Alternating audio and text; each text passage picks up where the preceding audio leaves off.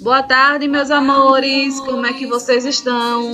Eu estou morrendo de saudade de vocês. A partir de agora vai ser assim os nossos encontros, videoaulas ou online, aulas online, né? Aulas ao vivo, para eu ver a carinha de vocês, tá? Olha, o assunto de hoje de história é as grandes navegações. Eu coloquei esse plano de fundo para vocês, para ilustrar melhor o que é que a gente vai falar. O que significa as grandes navegações? As grandes navegações é o nome dado ao processo de exploração e navegação do Oceano Atlântico, encabeçado pelos portugueses a partir do século XV. As grandes navegações, também conhecidas como expansão marítima, foram um processo de exploração e navegação do Oceano Atlântico que se iniciou no século XV e estendeu-se até o século XVI. Nesse período, os europeus descobriram novos caminhos marítimos para alcançar a Ásia. Além disso, chegaram pela primeira vez às terras até então desconhecidas por eles, com o continente americano, local ao qual chegaram em 1492. Quando o assunto são as grandes navegações, o pioneirismo português. Como assim pioneirismo? O Portugal, ele foi o primeiro país nesse século XV a começar a comercializar com os outros países, principalmente com a Índia. A Índia era o foco, né, de comércio naquela época. E esse comércio, ele não existia por terras, e sim pelo mar. Foi a partir do exemplo dado por Portugal que outros países como a da Europa, como a Espanha e França, lançaram-se à navegação e exploração do Oceano Atlântico. O pioneirismo português foi resultado de uma série de condições que permitiram a esse pequeno país da Península Ibérica lançar-se nessa empreitada. Na época, Portugal reunia condições políticas, econômicas, comerciais e geográficas que tornaram possível seu papel pioneiro.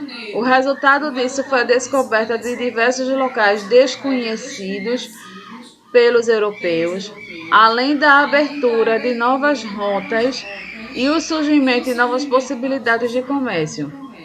Para os portugueses, todo esse processo culminou na chegada da expedição de Pedro Álvares Cabral ao Brasil em 1500. Alguns fatores explicam esse pioneirismo de Portugal: a monarquia consolidada, território unificado, investimento no desenvolvimento de conhecimento náutico, interesse da sociedade na expansão do comércio. Essa também era muito interessante, que movia a economia do país. Investimentos estrangeiros no comércio e a posição geográfica. No século XV, Portugal era uma nação politicamente estável. Essa estabilidade foi garantida pela Revolução de Aves, realizada em 1383 e 1385. Com isso, Portugal teve melhores condições para investir no desenvolvimento do comércio e da tecnologia náutica.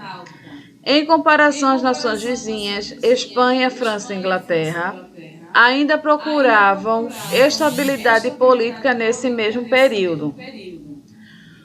Outro fator para que Portugal fosse o pioneiro nas grandes navegações era a questão territorial. Uma vez que o território português já havia sido consolidado desde o século XIII, quando a região de Algarve foi reconquistada dos mouros, muçulmanos que invadiram a Península Ibérica no século VIII.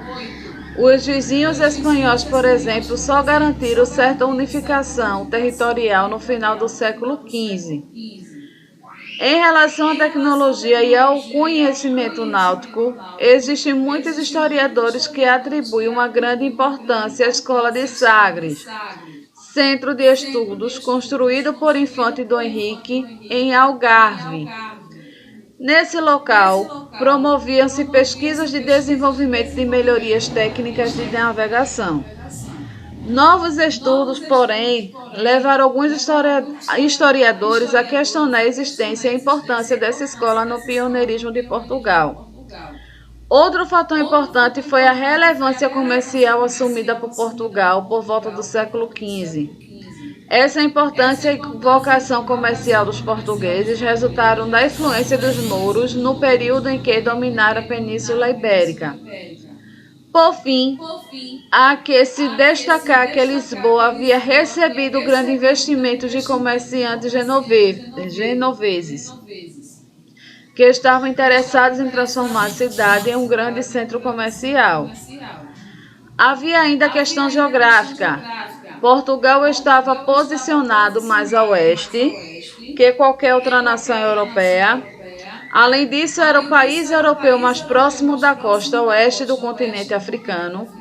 Isso fazia de Portugal ponto de partida para as expedições que buscavam uma nova rota para alcançar a Índia e tão valorizado comércio das especiarias. A soma de todos esses fatores fez com que Portugal tivesse as condições necessárias para ser a nação pioneira das grandes navegações, processo que resultou em grandes descobertas. Vamos ver a cronologia que eu coloquei aí abaixo para vocês. Em 1415, conquista de Ceuta no norte da África. 1418, chegada à Ilha da Madeira. 1427, chegada a Açores. 1434, travessia do Cabo Bojador. 1488, travessia do Cabo da Boa Esperança.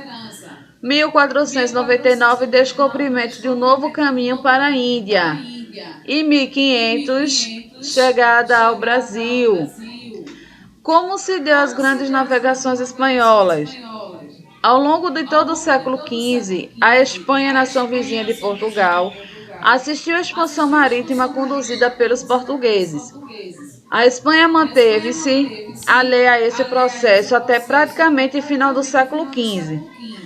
Isso ocorreu porque a nação espanhola, durante toda a parte desse século, teve grande prioridade em garantir a expulsão dos mouros, o que foi concluído somente em 1492.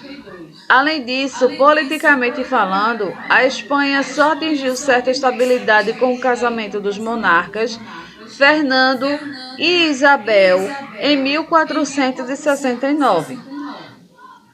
O investimento em expedições marítimas só foi possível depois da conquista de Granada, cidade ao sul da Espanha, em 1492.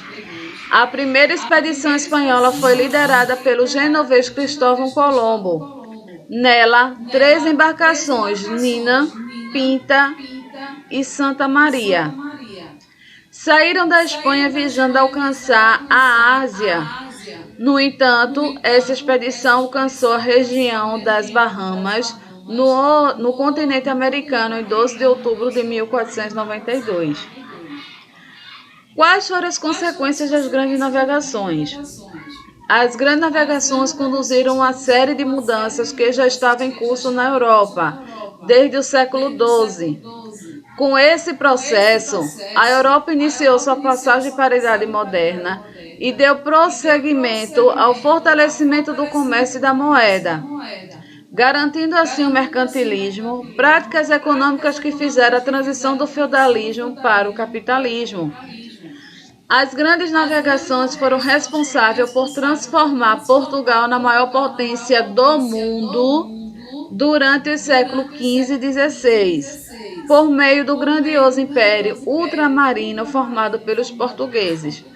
Assim, Portugal estabeleceu colônias em diferentes partes do mundo, América do Sul, África e Ásia. Bom, pessoal, chegamos ao fim de mais um vídeo. No próximo vídeo, irei explicar sobre os portugueses que tomaram posse no Brasil, finalizando a primeira unidade. Além dessa videoaula que acabei de fazer, eu vou deixar lá na plataforma um outro vídeo para aprofundamento e o conhecimento de vocês sobre as grandes navegações. Deixarei também uma atividade no livro, vou deixar as páginas para que vocês possam responder no livro. Quando retornarmos às aulas, nas aulas presenciais, eu farei a correção de todos. Um enorme beijo e fiquem com Deus.